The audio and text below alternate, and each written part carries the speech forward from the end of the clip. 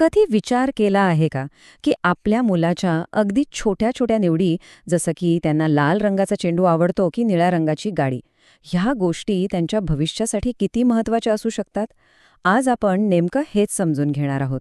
मुलांना त्यांच्या आवडी ओळखायला आणि त्या आत्मविश्वासाने व्यक्त करायला कसं शिकवायचं. चला तर मग सुरुवात करूया.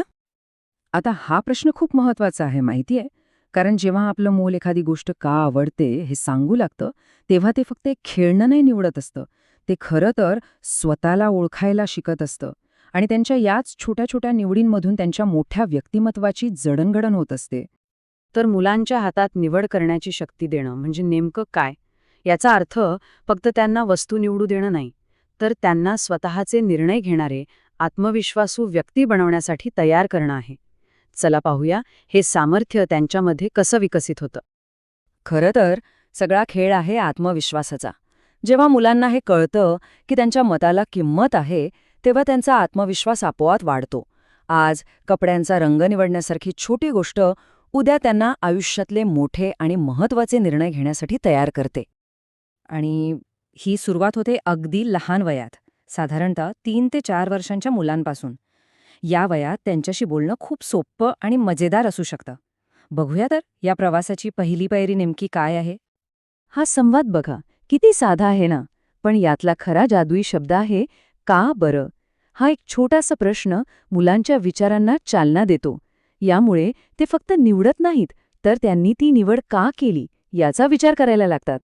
आणि एक गोष्ट लक्षात ठेवा, इथे कोणतंही उत्तर बरोबर किंवा चूक नाहीये. महत्वाचं हे आहे की मूल विचार करतंय. कदाचित गाडीचा वेग त्याला आवडतो किंवा चेंडू सहज हातात येतो म्हणून तो त्याला आवडतो. या छोट्या विचारांमधूनच ते स्वतःच्या आवडीनिवडी आणि भावना ओळखायला शिकतात. अच्छा, आता वळूया पुढच्या वयोगटाकडे, म्हणजे 4 ते 6 वर्ष. जसजशी मुलं मोठी होतात तसतसे त्यांचे विचार आणि त्यांचं जग अधिक मोठं होतं आणि मग त्यांच्याशी होणारे संवादही अधिक रंजक आणि सखोल होऊ लागतात. ह्या वयोगटातनं आपण निवडीच्या प्रक्रियेला 4 मजेदार टप्प्यांमध्ये बघू शकतो. आपण पुस्तकांपासून सुरुवात करून भावना ओळखण्यापर्यंत आणि मग एकत्र खेळताना निर्णय घेण्यापर्यंतचा प्रवास करणार आहोत. चला सुरुवात करूया गोष्टींच्या पुस्तकांपासून. आपल्या मुलाला विचारा, अरे वा, तुझं सगळ्यात आवडतं पुस्तक कोणतं आहे आणि त्यातलं तुला नेमकं काय आवडतं? फक्त या एका प्रश्नातून आपल्याला त्यांच्या कल्पनाशक्तीची, त्यांना आवडणाऱ्या चित्रांची आणि कथांची एक अनोखी झलक मिळेल. आता वस्तूंच्या पलीकडे जाऊन आपण थेट भावनांबद्दल बोलू शकतो. आनंद किंवा राग यासारख्या गोष्टी मुलांना लगेच समजायला अवघड वाटू शकतात. पण जेव्हा आपण त्यांना विचारतो की कुत्र्याच्या पिल्लाला पाहून आनंद होतो का किंवा खेळणं तुटल्यावर राग येतो का, तेव्हा ते त्यांच्या भावनांना अनुभवांशी जोडायला शिकतात. सोपं होतं त्यांच्यासाठी. आता शिकूया प्राधान्यक्रम ठरवायला. म्हणजे काय, तर समजा डब्यासाठी सफरचंद आणि केक असे 2 पर्याय आहेत.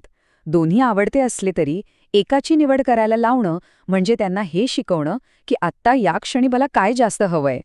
हा निर्णय घेण्याचा एक खूप महत्त्वाचा धडा आहे. आणि आता येतो सर्वात महत्त्वाचा टप्पा, म्हणजे एकत्र मिळून निर्णय घेणं. जेव्हा मित्र-मैत्रिणींसोबत कोणता खेळ खेळायचा आहे ठरवायचं असतं, तेव्हा ते फक्त स्वतःच्या आवडीचा विचार करत नाहीत. ते इतरांचं ऐकायला, समजूतदारपणा दाखवायला आणि सगळ्यांना सोबत घेऊन चालायला शिकतात. हीच तर खरी सामाजिक जडणघडण आहे. तर या सगळ्या छोट्या छोट्या संवादांमधून, या निवडींमधून आपण नेमकं काय साधत आहोत, याचा मुलांच्या आयुष्यावर नक्की काय परिणाम होतो?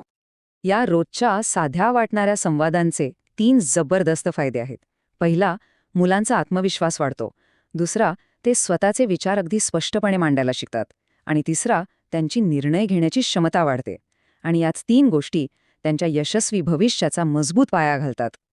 तर मग आता एक प्रश्न आपल्या सगळ्यांसाठी.